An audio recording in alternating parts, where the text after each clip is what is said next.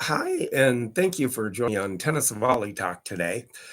Today, what I'm going to be doing is actually an over the phone call interview here with Jerry Elman, which actually he kind of has at one time and has and still has a cushy job though, but per se at the Sutton East Tennis Club right in Manhattan, New York. Some prime realty there for you. Thank you, Jerry, for being on my tennis podcast today, Tennis Volley Talk. Oh, Brian, thank you so much for asking me.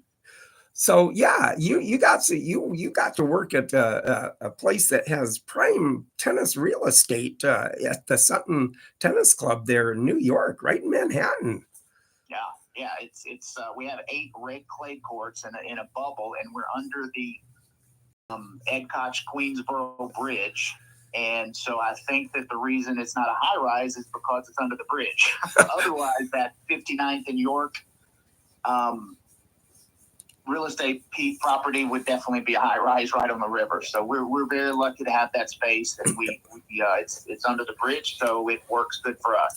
And it's actually for general public too, if they wanted to book a court time then too. Oh, absolutely. Sutton East Tennis is definitely not a membership club. We do offer things like seasonal courts where you can book a particular court for the entire season, like September through May or so. But you can certainly play hourly. We have so many different programs for every possible level of tennis and tennis interest, whether it be more social or more instructional or a workout. We have programs for everybody, and you can do those one-off, or you can just book an hour of court time, and it is open to the public for sure. Oh, that's always a good thing to have the general public being able to enjoy something like that. For sure. And when was the Sutton East actually founded? I mean, was it like a warehouse at one time, and then they kind of came in and said, "Hey, this would be a pretty good tennis location"? Well, my boss, Dr. Anthony Skolnick, took over. He had been in tennis in his life in college, and he was the athletic director and basketball coach and tennis coach and instructor at Hunter College, nearby Hunter College in Manhattan. And he took over the lease there at 59th and York in 1979. Now, it had been a baseball field. Oh, really? A softball field. It was a New York City Parks field that was open for the public, and then also it was, the city parks would kind of book out different ball fields in the city for softball leagues and things like that. So that had been going on for years, as far as I know, it's forever. And just before, I think in the mid 70s is the first time that anybody had wanted to make it a tennis bubble and put courts there for the winter. And so my boss took over in 1979, and we, they surfaced it as a red clay surface indoor. And so you obviously have to water it and all that, to keep them up. But he started that in 79, and we had it part of the year at that point, only from like September through April or so. And then the softball teams would play we would take down the bubble. It was an up and down, just like the circus coming to town. Sure. So we would put up the bubble and take it down every year. And so in the summer, the softball players through the city parks would play on our red clay dirt. Oh, sure. And we'd sand it. We'd add some sand and make it a little more appropriate for that. Yeah. For that play. And so we did that up and down until probably the last maybe 10 or 12 years. I'm not exactly sure. And then we worked out a deal with the city where we could be open year round. And I see. Public. That is just so phenomenal, just to be able to, I mean, to let alone have red clay tennis courts to the public indoors. You know, that is that open with it. Now, were you always, were you a New York guy, or grew up in New York, or did you come from somewhere to New York? I am definitely a small town boy. I grew up in Greenwood, Mississippi. Okay. And, so and my tennis interest, like many people my age, started in the early to mid 70s when I'm almost 60. And okay. So you can, in the early to mid 70s is when I just became interested watching Wimbledon on TV and the U.S. Open on TV, and I think my first true love was Chris Evert. Okay. And like many tennis guys, it happened that way. Yeah. But then I followed her, and then obviously McEnroe and Connors and Borg and all the players of the 70s, and then just started playing and was never really good. I was always just a low intermediate club player, nothing spectacular, but played in high school and continued to be interested in it all my life. And then I moved to New York in November of 1998. And shortly after that, I had a friend who was going to grad school there, and I just always wanted to live in a big city. So I quit my job and headed out to New York City. And having a good adventure at the time. Absolutely. And then while I was there, just looking for part-time jobs, I was just going to stay a couple of years and get the experience of living in a big city, and then go back to a regular small town life that I was accustomed to. And ended up getting a part-time job at Sutton East Tennis. It was the time at that point that I was looking in the New York Times ad section. Yeah. In the actual newspaper for jobs, and I saw this part-time job, and the woman on the phone loved my southern accent, and somehow they just created a position, because actually the position they were advertising for had already been taken. And so I think she created me a spot for a few hours a week, and that sort of morphed into, after a couple of years, assistant manager, and then a couple of years after that, general manager of the club. So that must definitely a thing that was meant to be. Oh yeah. I'm so grateful for that opportunity, and I still work for them. I work for them remotely now, living in Fort Lauderdale. Oh, there you go. City lifestyle, but living in Fort Lauderdale, and work for them remotely doing our main program, two of our main programs, which are the seasonal court and weekly adult clinics that I coordinate both of those for our three clubs. That is amazing. And then, and I got to tell you, I was actually in New York, my first time in New York in September. I went to the U.S. Open Fan Appreciation Week. And that was your first time? That was my first time. And that was an adventure in itself. I stayed at a hostel in Brooklyn, and I braved the subway and made it in. I actually made it into Manhattan on Lexington Avenue, right next to Grand Central Station. We have another club in Grand Central we can talk about another time, Vanderbilt. Yes, and I actually managed to sneak my way up there and saw that club, saw the court too. So it was really cool. Well, I will say this: the U.S. Open. I did go to the U.S. Open about, I don't know, 6 or 8 years maybe before I moved to New York. Oh, okay. And so I experienced the U.S. Open. I saw McEnroe play. I saw Gabriella Sabatini play that year. She won. And so I fell in love with New York and the U.S. Open then. Oh, gosh, I think that was 96 maybe. I'm not for sure. But sure. The U.S. Open is a wonderful experience to go to. Oh, it is. Tricks, the ins and outs. Oh, yeah. For traveling there, like if you go the week before during the qualification rounds, you know, I think it's still free, I believe. It is. It is. You know, they let you in free, and then you have your fan experience to you have to do the app, and then they let you into I got into Arthur Ashe Stadium right away. That's amazing. And you also get to see the top players practice. Yes. Matches or warm-ups on a practice course. It's such a great experience. Oh, it was absolutely. And I got to tell you, even, being like a I mean, that the subway in itself was an experience. Everybody was so nice. They helped me.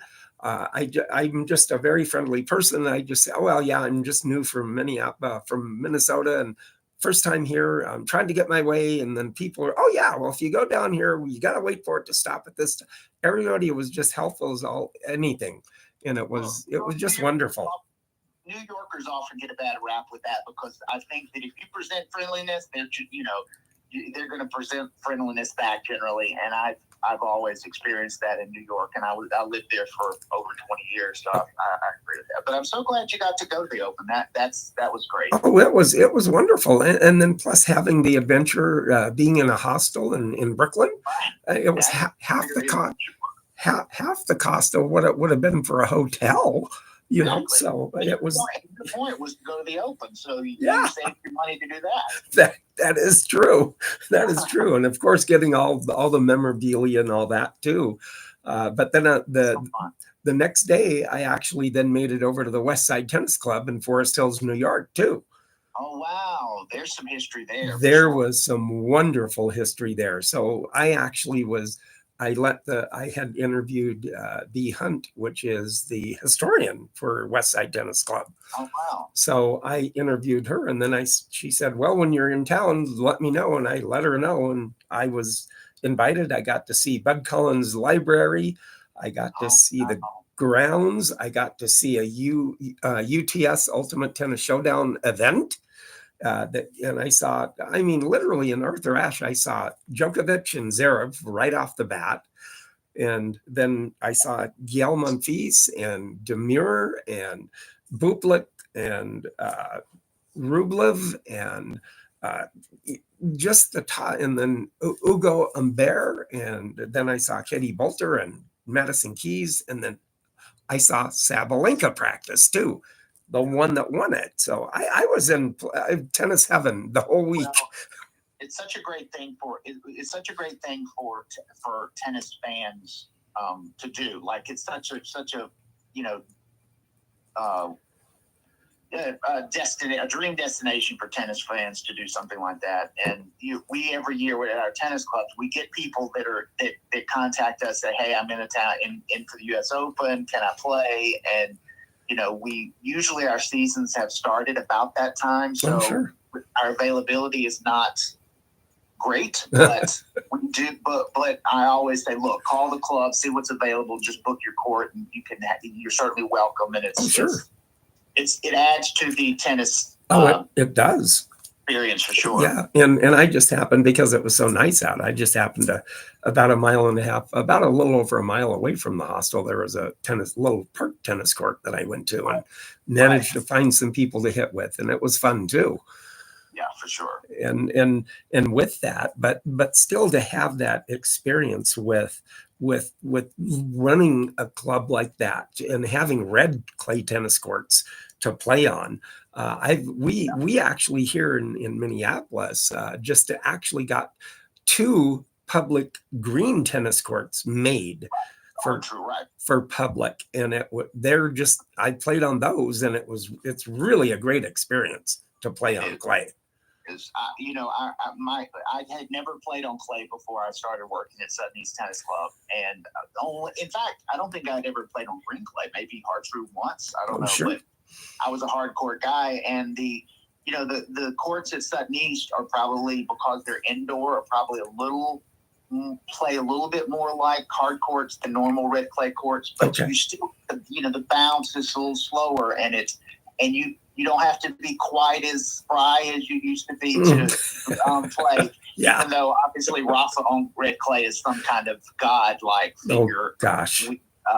We can never aspire to that, but but it does slow the game down, and it enables you to make shots that you don't often have time to make if you're playing on fast hard courts. So it is a great experience, and people love it. And of course, a lot of people who've had knee injuries or whatever will definitely prefer to play on red clay. Oh, absolutely. And myself, I grew up in the same era that you did. the earliest. Well, I started. I'm a little older than you. I'm 69, but I started out right in junior high and just played for outside for a whole summer, and then it just was hooked, and I was hooked, and got to play with the old guys on the high school cement white courts with yellow lines and chain link fence for a net. And it was just a wonderful experience to have growing up with the old guys at the court and them taking me under your wing and just being able to hit with that. Right.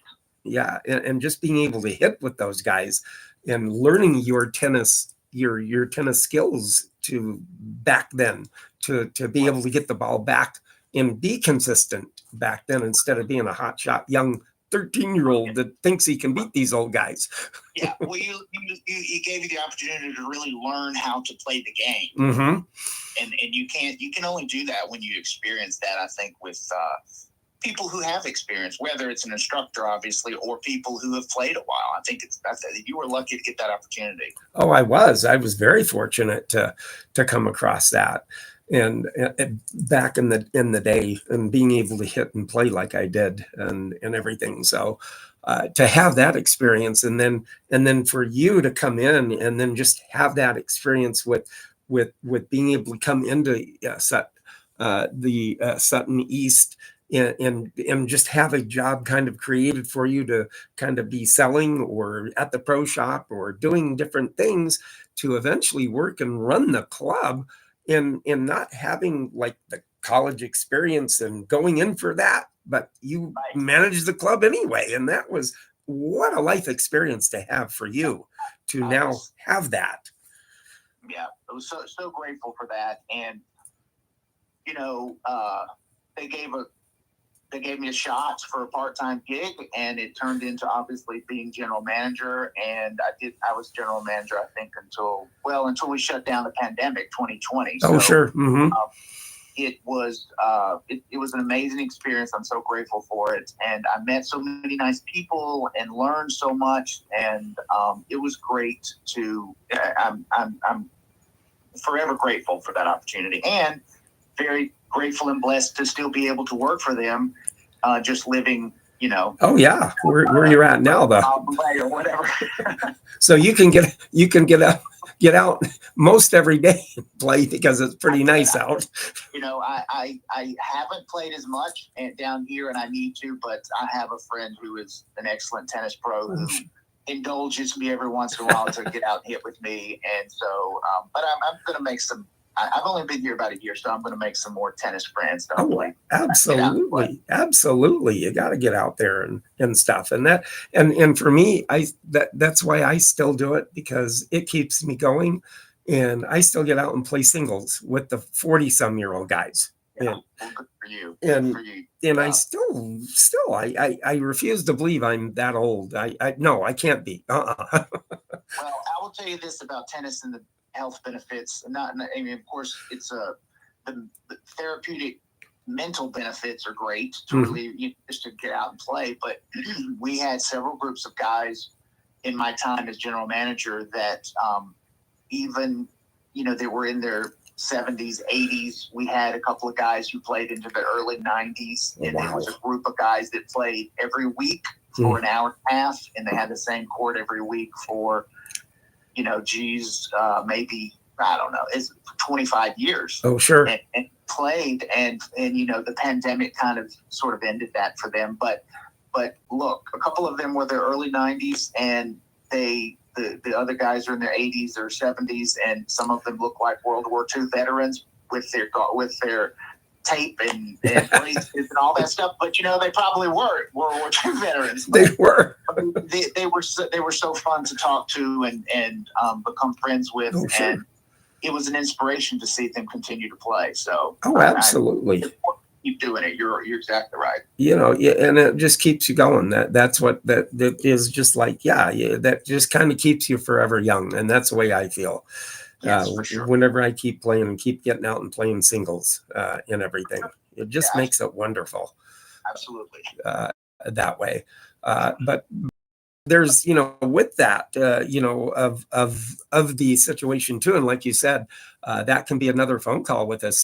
with this interview and being fun to be able to talk to you about the New York tennis having that nice real estate for tennis courts, in Manhattan. Right. Well, I mean, that's one of the great things about New York City is the New York City Parks Department, and just the I guess the philosophy over the years of the huge metropolitan area in the city of New York has always been, I think, to make sure that its citizens have green space or places outdoor to be, physical activities, whether it's basketball or handball or, baseball or softball.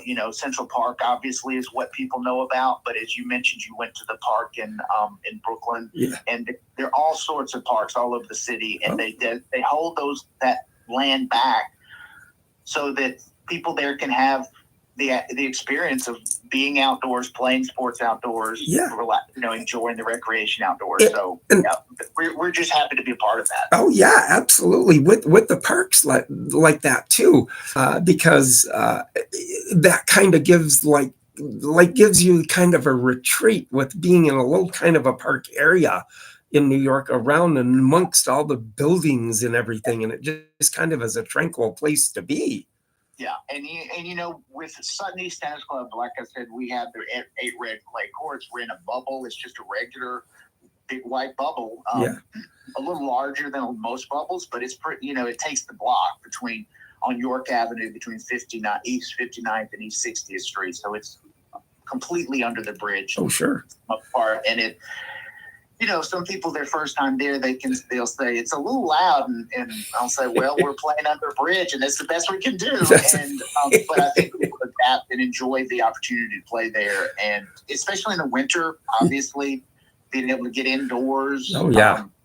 To be able to continue to exercise and feel like you're outdoors, because no matter where you're playing tennis still feels like an outdoor. Oh yeah, yeah. So you get that experience because of the space, and so we're absolutely. Yeah, and I don't know, those people too loud. You're in New York. You got the U.S. Open. You got to play with noise. There's no quiet in New York. No, there's no quiet in New York.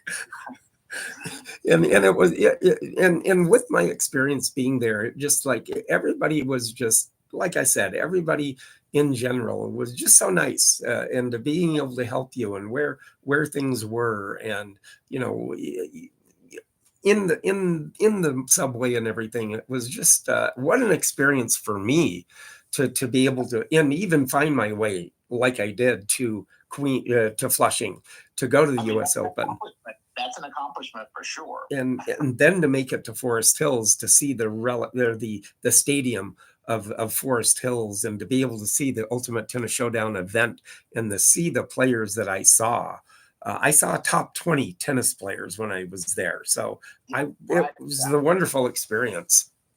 Well, and you mentioned, going to the U.S. Open, the Billie Jean Tennis Center out there in Queens, it's also an adventure, especially during the Open, as you probably found out, taking the 7 train or whatever train you take. You go out there from Manhattan, and if it's on a match night, I mean, during this 2 weeks, people, it's a train load of people going out there. So you're all going out there for the same thing, and you go back for the same thing. And one of the most special things about going to the U.S. Open is, when you go to late night matches or matches that last longer, even on the outer courts. It doesn't have to just be Arthur Ashe, but any match that lasts late, and then just that experience of finishing up and enjoying an exciting match with everybody that ends at 12:30 a.m. or 1:30 a.m. or whatever it is, and then you all have to walk to the subway to go back to the city. Those are memorable moments. Oh, absolutely. And I probably will do it again this coming year. And what I'll probably do is what I've heard is probably one of the better things to do is actually get like a day pass that you can get into Louis Armstrong. And then you can get in there all day if you want and stay there, or then you can come in and out of there, because you got your seat, and then you can go to the play outside courts and watch the actual play being played on the outside courts too. And the outside courts are so exciting. I mean, obviously your big name people are going to be playing in Arthur Ashe or Louis Armstrong, but the outer courts are so much fun because you're so close. Mm-hmm. You're close to the action, and you kind of feel like you're in it with them, and you can roam around and look at the schedule and see where you go find your favorite players. And doing the day pass, even if it's just the day pass, you can go and see so much, and it's definitely a fun experience. Oh, absolutely. And then with that too, I because I have my tennis podcast, I happen to nothing's come about it yet, but I did happen to have my tennis card for Tennis Volley Talk. It got put into some pros' hands. So somewhere along the way, it got put into some pros' hands, but nothing's come about it yet. But well, you never know when you're going to meet somebody that knows somebody or whatever, and that works out. I mean, I met so many interesting people over the years working for Sutton East Tennis Club and living in New York. Obviously, I've met so many different people. That's what made it fun is meeting so many different people, whether it's somebody famous or whether it's not. You can strike up an interesting conversation and enjoy getting to know somebody. So, absolutely. And I did that quite a bit whenever I was on the subway with people, just meeting and just starting up a conversation with people. And it was just wonderful. Just an amazing experience to be able to go through that. And I'll probably be at the same hostel anyway, because I kind of got it down a little bit now. So it helps once you've been there and you kind of get a routine down and you feel comfortable.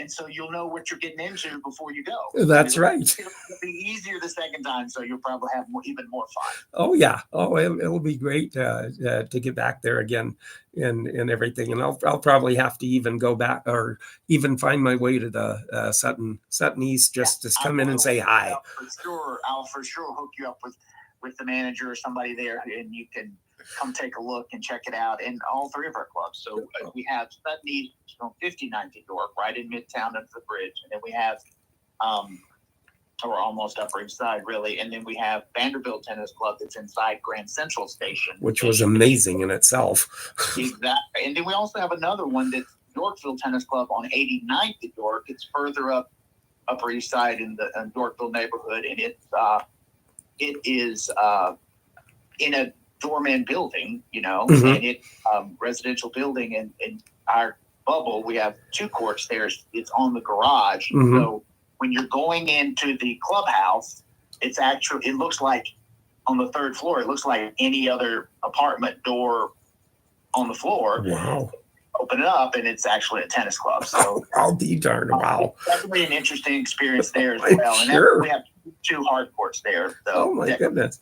Oh, that'd be so wonderful. And then plus, like you were saying, I was reading about a little bit of history that you were telling me about yourself too, is that you also have, and this can be another phone call too, not only the other clubs with us, but you have a little bit of the knowledge of the history of the Central Park tennis courts too. Yes, I know. Yeah, we've worked with them ever since I've been at Sutton, of course, because technically they are a landlord. And, so we worked with them. I don't have. I'll have to look a little bit more and dive into the history, but I could definitely talk more about that because it's a great opportunity. And during the summer, you can play. Everybody just has to have a park permit, a tennis permit, whether but whether it's a season for the whole summer or just a one-time day pass. So we can definitely talk more about that. Oh, yeah. Absolutely. Absolutely. And that's what I'd look forward to be able to do that, with you again on another phone call. Another interview would be wonderful to talk that over with you two. But today, Jerry, such a wonderful time being able to talk to you and having you join me on my tennis volley talk, tennis volley talk on my podcast today. Thank you so much. Yeah, I really enjoyed talking with you, and I think I mean, I know that people love talking about tennis or hearing about tennis, and so often you hear about it from people who are, the professionals in the game, or the people who are coaching professionals, or people, in the sportscasting, sports journalists, but to hear somebody, a regular guy like you and me, talk about tennis is also important, because tennis is a normal people's game. Well, it is, and that's thoroughly why I started this podcast, is because of the fact that I'm just the regular person I am, but to be able to have the people that I've talked to, like you, I've talked to the Bill Munford, the head pro at the Hall of Fame in Newport, Rhode Island. Oh, wow. I interviewed him. I've always wanted to go. I've never been there. And I interviewed him, and I've had the opportunity to interview a lot of different people within the tennis realm of being the tennis pros of clubs. So that has been a wonderful experience. But that's why I do this, because it gives the insight to everybody that sees this on YouTube, the insight of all this. Yeah, and you can have a life in tennis that doesn't necessarily involve being on the ATP or WTA tour. That's right. You still can have it. You can still have a tennis career of some sort. I really appreciate you doing this and taking the time to talk with me as well. So I appreciate that. Oh, I appreciate it so much. And we will talk again and get together for another episode, and I'll keep you informed. And I do thank you again so much for joining me on Tennis Volley Talk. Okay. Thank you so much. Thank you. Bye-bye. Bye-bye. So that was Jerry Elman. That was a great interview. I really liked doing that. It was so fun to do here.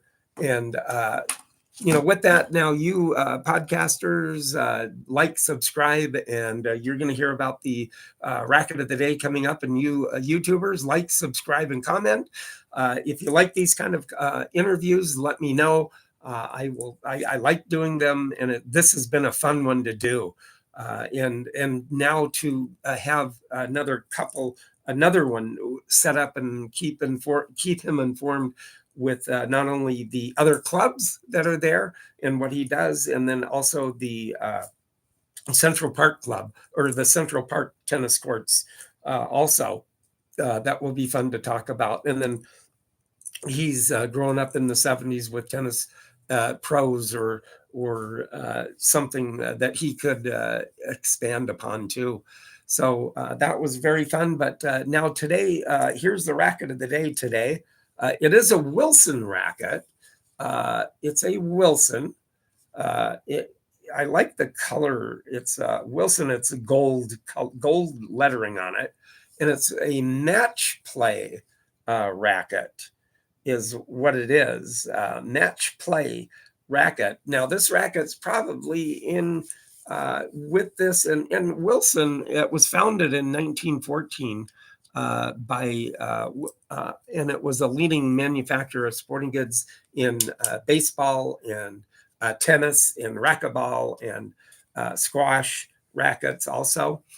This racket happened to be, and actually this racket is called Wilson. It was actually Wilson Western Sporting Goods in New York, Chicago, and San Francisco. So they have those three locations that were big in manufacturing the rackets and getting them out to the sporting goods stores and everything of that nature with that for the Wilson rackets.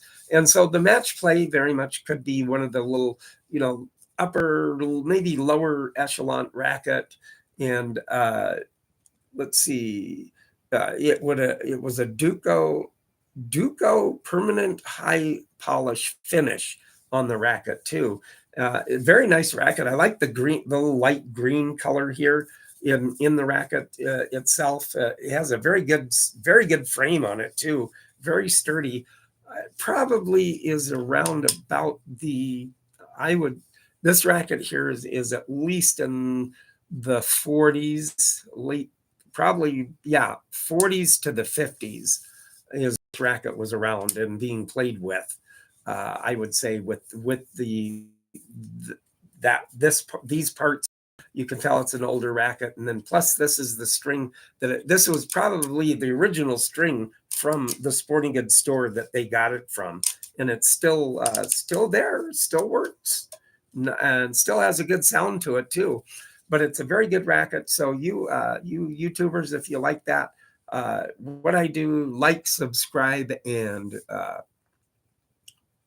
comment. And then you podcasters, if you want to take a look at what I'm talking about here, you can certainly go to my YouTube tennis channel, Tennis Volley Talk, and take a look at it if you want to, and like and comment. So if you guys like this in what I do, just make a comment, like, and subscribe. I do appreciate it very much. And with this, everybody, if you're in a warmer climate, get out there and play today or this week. I'm inside now because it's getting a little cold out. So everybody have a nice week, and I will talk to you next week. Thank you.